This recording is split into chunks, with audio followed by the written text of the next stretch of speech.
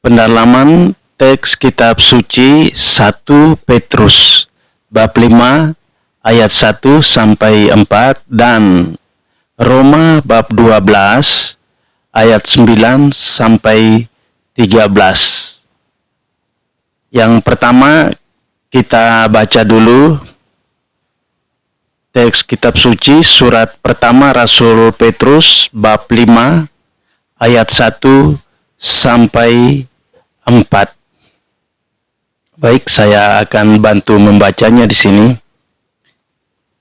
Aku menasihatkan para penatua di antara kamu.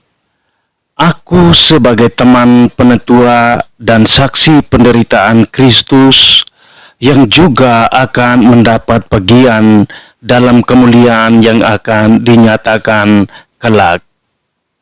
Gembalakanlah kawanan domba Allah yang ada padamu.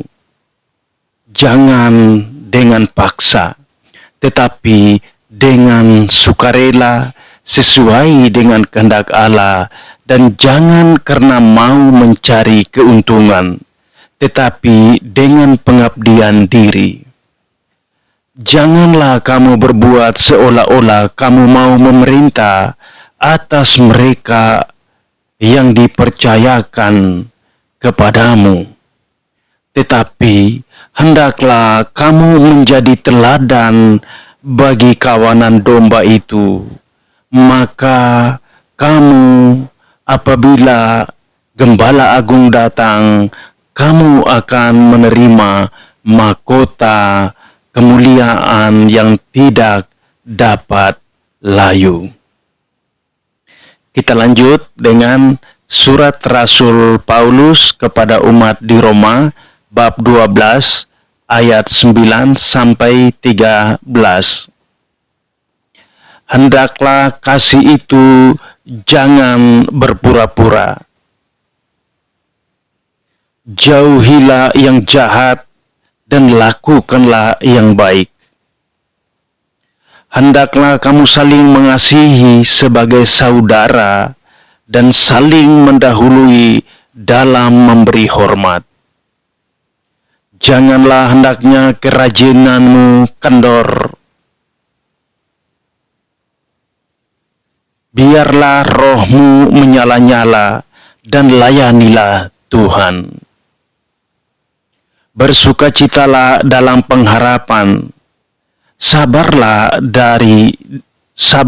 dalam kesesakan, dan bertekunlah dalam doa. Bantulah dalam kekurangan orang-orang kudus, dan usahakanlah dirimu untuk selalu memberikan tumpangan. Luar biasa, Bapak Ibu. Kalau kita dengar betul-betul dan kita menyimaknya, pesan dari Tuhan ini benar-benar tertuju pada calon pemimpin di komunitas kita masing-masing. Sudah disampaikan lurus-lurus tadi.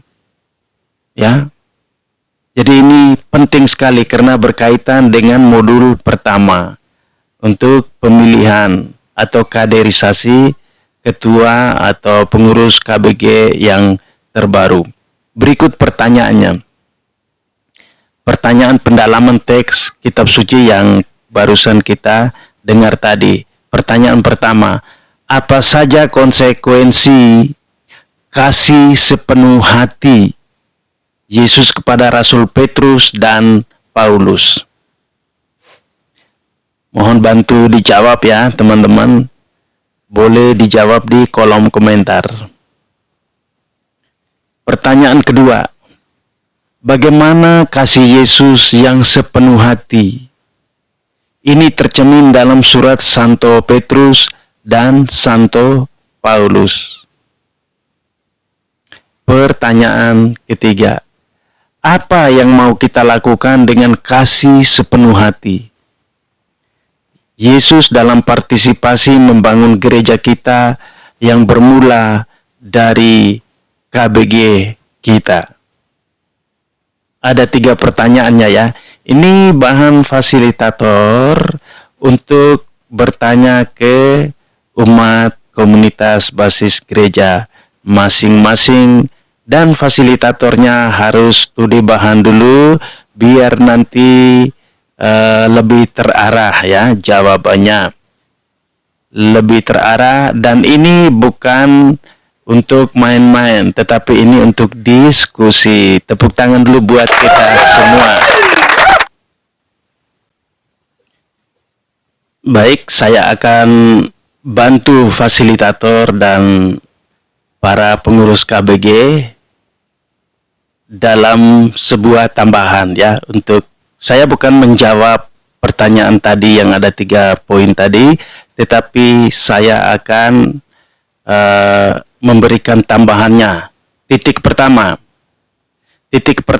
karena kasih Yesus yang sepenuh hati, inilah maka orang yang berkuasa melayani rakyatnya dan bukan menjadi bos. Mereka, Santo Petrus menggemakan pikiran Kristus. Ini manakala ia menasihati para penatua gereja agar jangan berbuat seolah-olah kamu mau memerintah atas mereka yang dipercayakan kepadamu. Itu tambahannya ya Bapak Ibu. Yang kedua, titik kedua atau poin 2, karena kasih Yesus yang sepenuh hati, inilah maka tugas perutusan perdamaiannya dilaksanakan terus di dunia ini oleh para muridnya. Santo Paulus melihat bahwa semua orang Kristen terlibat dalam pelayanan Tuhan, manakala mereka saling mengasihi dengan kasih yang mendalam, berbagi rezeki dengan orang-orang yang membutuhkannya, serta membawa sukacita dan pengharapan di mana saja mereka berada. Poin yang ketiga, sebagai pribadi, saya dipanggil untuk hidup dalam persekutuan dengan Kristus melalui sakramen pembaptisan dan melalui sakramen penguatan atau krisma. Saya ditandai dengan meterai Roh Kudus sebagai anggota persekutuan yang matang atau dewasa, matang dan dewasa ya lebih tepatnya. Karena itu saya siap untuk melayani Kristus sebagai raja atau pemimpin-pemimpin, sebagai imam, mendoakan ya, atau menjadi pendoa, dan sebagai nabi atau mewartakan atau sebagai pewarta sabda Allah. Itu tambahan untuk membantu kita dalam teks-teks yang kita sudah dengar tadi Bapak Ibu. Nah, terima kasih banyak. Biasanya setelah tambahan di pertemuan pertama kita lanjut ke langkah yang berikutnya, yaitu aksi nyata. Aksi nyata ini kita diskusikan apa wujud konkret pribadi dan sebagai anggota KBG untuk ikut berpartisipasi membangun gereja Katolik dengan berawal dari KBG.